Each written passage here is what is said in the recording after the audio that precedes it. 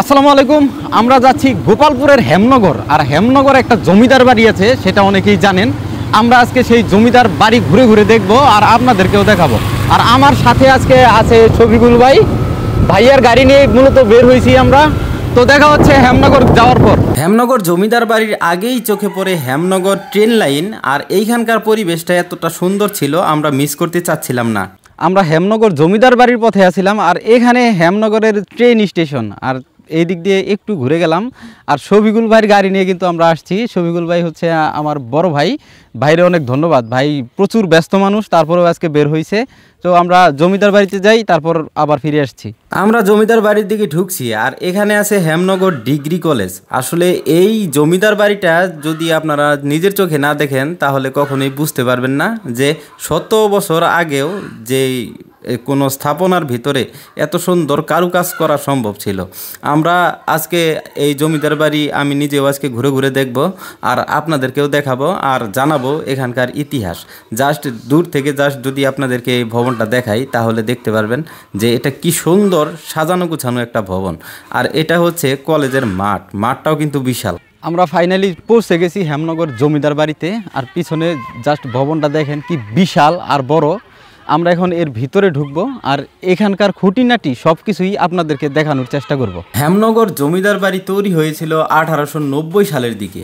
এই বিশাল জমিদার বাড়িটি গড়ে তুলেছিলেন হেমচন্দ্র চৌধুরী।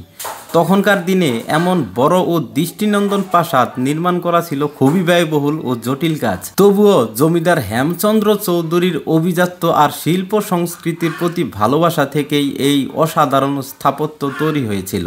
এই প্রাসাদ শুধু তাদের বসবাসের জায়গায় ছিল না, বরং বিভিন্ন সামাজিক অনুষ্ঠান, অতিথি আপ্যায়ন ও প্রশাসনিক কাজেরও কেন্দ্র ছিল এটা।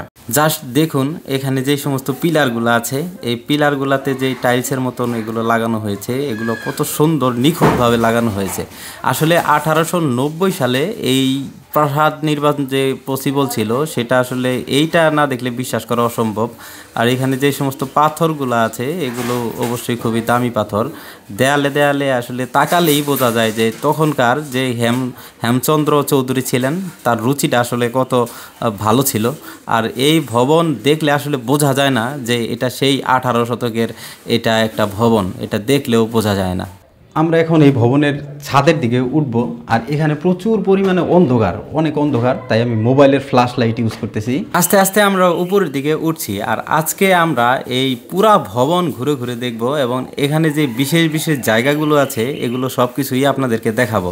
তাই আপনারা যারা এখনও আমার ফেসবুক পেজটা ফলো দেন নাই তারা সবাই ফলো দেন, আর যারা আমার ইউটিউব সাবস্ক্রাইব করেন নাই তারা সবাই সাবস্ক্রাইব করে ফেলেন। যারা ফেসবুক থেকে দেখছেন তারা আমার প্রোফাইলে প্রবেশ করুন, আর বায়ুতে থাকা ইউটিউব লিংক থেকে আমার চ্যানেল সাবস্ক্রাইব করুন।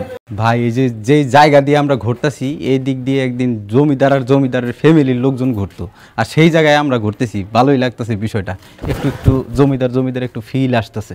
ভবনটি প্রচুর পুরানো, তারপরেও কিন্তু এগুলো খসে খসে পড়ার অবস্থা হয় নাই। দেখেন এখানে যেই প্লাস্টারগুলো করা হয়েছিল এগুলো কিছুটা ভেঙে পড়লেও এটা কিন্তু খসে পড়ার মতো অবস্থা হয় নাই। আমরা এখন যেখানে আছি এটা কিন্তু ভবনের ছাদের দিক, আর এই দিকে কিন্তু প্রচুর পরিমাণে প্রহরী থাকতো।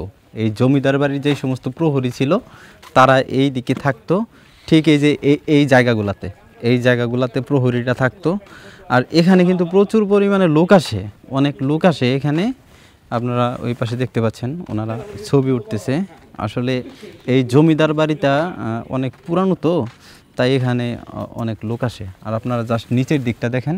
শোনা যায় এই বাড়ির নিচে নাকি এক সময় সুড়ঙ্গ পথ ছিল, যা নাকি নিরাপত্তার জন্য ব্যবহার করা হতো।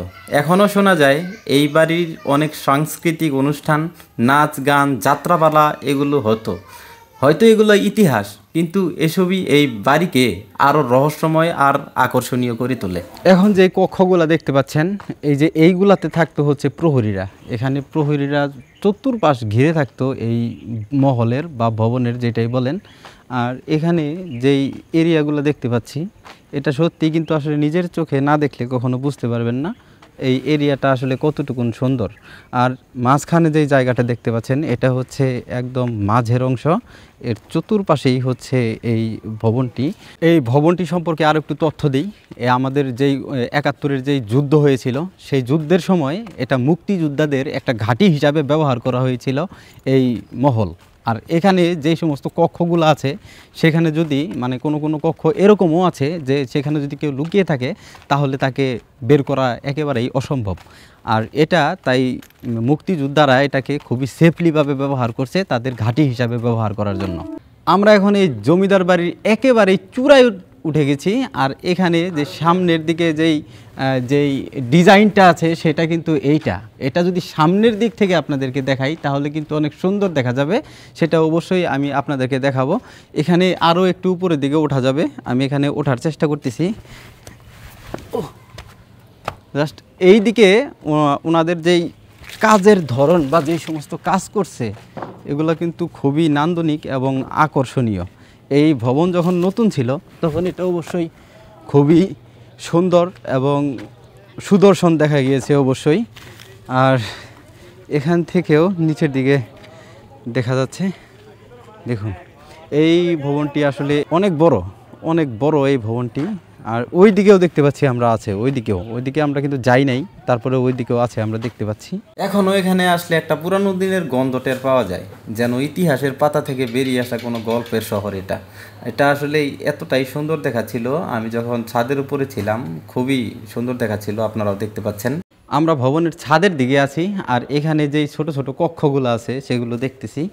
আর এখানে যেই কক্ষগুলোর সিস্টেম দেখে বোঝা যাচ্ছে যে এগুলো সম্ভবত কোনো টর্চার সেল হিসেবে ব্যবহার করা হইতো। আর ওই পাশে আরেকটা ছোট একটু জায়গা আছে, সেখানে এখনও কালি লেগে আছে। এই যে জায়গাগুলো দেখতেছেন এগুলো হচ্ছে, এখানে কিন্তু এখনও দেয়ালে কালি লেগে আছে। এটা সম্ভবত রান্নাঘর হিসাবে ব্যবহার করা হইতো। আসলে সেই সময়কার রান্নাঘর আমরা এখন দেখতেছি, ভাবতেও ভালো লাগছে বিষয়টা। আপনারা দেখতে পাচ্ছেন এদিকে কালি আছে, কিন্তু এখন আপনারা দেখতে পাচ্ছেন এই জমিদার বাড়ির একদম মাঝের অংশ। আর এখানে সম্ভবত ঘোড়া রাখা হইতো। আপনারা জানেন যে আগের সময়কার যে সমস্ত জমিদাররা ছিল তারা ঘোড়া পালতো, তাদের সময় একটা কম্পিটিশনের মতো ছিল আর কি, কে কত বড় আর ভালো ঘোড়া রাখতে পারে। এটা হচ্ছে ভবনটির নিচের অংশ। আর এই যে খোপগুলা দেখতে পাচ্ছেন এখানে কুপি জ্বালানো হইতো। আর এই যেই সেলগুলা দেখতে পাচ্ছেন এখানে এইদিকে সেলফ সিস্টেম ছিল, তো এখানে সম্ভবত প্রয়োজনীয় অনেক কিছু রাখা হইতো। আর এখানে অনেক ঘুটঘুটে অন্ধকার, আমি মোবাইলের ফ্ল্যাশ লাইট ইউজ করতেছি। আর এখানে দেখেন যেই কক্ষগুলা আছে এখানে সম্ভবত সব কোনো সালিশ দরবার এখানে করা হইতো। আর এটা হচ্ছে এই ভবনের নিচের অংশ। উঁচু উঁচু পিলার, কারুকার্য করা ছাদ, রঙিন কাচের জানালা আর বড় বড় হল রুম সবই প্রমাণ করে সেই সময়কার শিল্পকলা আর অর্থনৈতিক সমৃদ্ধি। ইতিহাসের পাতা থেকে জানা যায় হেমচন্দ্র চৌধুরী ছিলেন একজন প্রভাবশালী জমিদার। তিনি কেবল শাসক নন, সমাজ কল্যাণমূলক কাজেও আগ্রহী ছিলেন। তার আমলে এই প্রাসাদ ছিল রাজনৈতিক, সামাজিক ও সাংস্কৃতিক কর্মকাণ্ডের প্রাণকেন্দ্র। বহু যাত্রাপালা, নাটক, বৈঠক আর উৎসবের স্মৃতি জড়িয়ে আছে এই বাড়ির দেয়ালে। ইউরোপিয়ান এবং বাংলা ঐতিহ্যের মিশ্রণে গড়া এই দালানটি একসময় ছিল এলাকার গৌরব আর অভিজাত্যের প্রতীক। কালের বিবর্তন, রক্ষণাবেক্ষণের অভাব আর প্রাকৃতিক ক্ষতির কারণে আজকের এই দিনে এই বাড়ির অনেক অংশই ধ্বংসপ্রায়। একটা জমিদার বাড়ি যে আসলে কতটুকু সুন্দর হতে পারে এটা না দেখলে আসলে বুঝতেই পারতাম না। এখানে আসলে আপনাদেরকে অনেক ধন্যবাদ, আপনাদের জন্যই আমি এত সুন্দর সুন্দর জায়গা দেখতেছি আর নতুন নতুন জায়গায় যাইতেছি, আপনাদেরকে অনেক ধন্যবাদ। আর এটা হচ্ছে ভবনের নিচের অংশ। আর যেমনটা আমি বলছিলাম এই জমিদার বাড়ির একটা পুকুর থাকার কথা, তাই আমরা পুকুরটি খুঁজতেছি যে কোন দিকে আছে। এখানে আসলে স্থানীয় কোনো লোক না থাকায় আমি কাউকে জিজ্ঞেস করতে পারতেছি না, তাই আমি পুকুরটি খুঁজতে যাইতেছি। প্রত্যেকটা জমিদার বাড়িতেই একটা করে পুকুর থাকে আমি যেমনটা জানছিলাম। আর জাস্ট এই যে জাস্ট গাছটা দেখেন, এই গাছটা দেখেন কি বিশাল মোটা, দেখা যাচ্ছে ছোট ক্যামেরার চোখে, কিন্তু এটা বিশাল মোটা একটা গাছ। কিন্তু এটা হচ্ছে ভবনের পেছনের অংশ, দেখতেই কেমন ভৌতিক দেখাচ্ছিল। এখানে সন্ধ্যার পর কেউ যদি আমাকে বলে 2000 টাকা দিব তো আমি এখানে থাকবো না। অবশেষে আমরা জমিদার বাড়ির পুকুর খুঁজে পেয়েছি।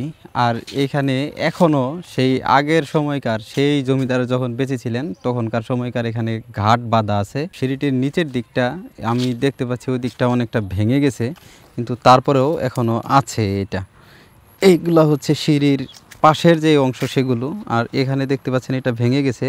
আসলে এত পুরানো একটা সিঁড়ি ভেঙে যাবে এটাই স্বাভাবিক, কারণ এখানে পানি থাকে আর নিচ থেকে গর্ত হয়।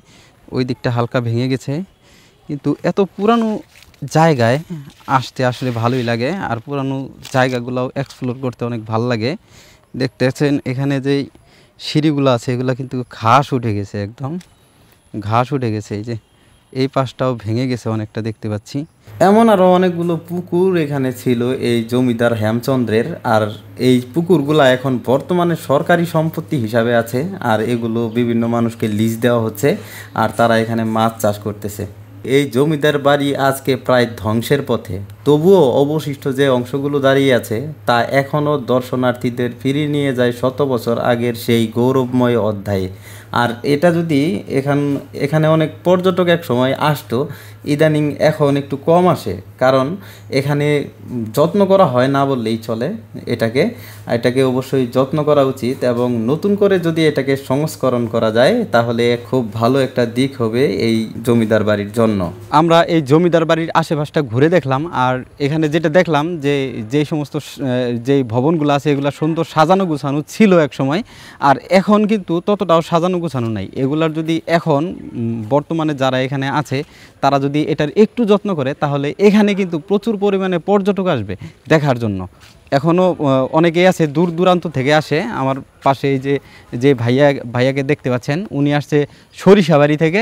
তো উনিও কিন্তু এটা দেখার জন্য আসছিল, আর উনি যখন এর আগে আসছিল তখন নাকি এর থেকে ভালো ছিল, যেটা ভাইয়ার সাথে আমার কথা হলো এবং সে বলল।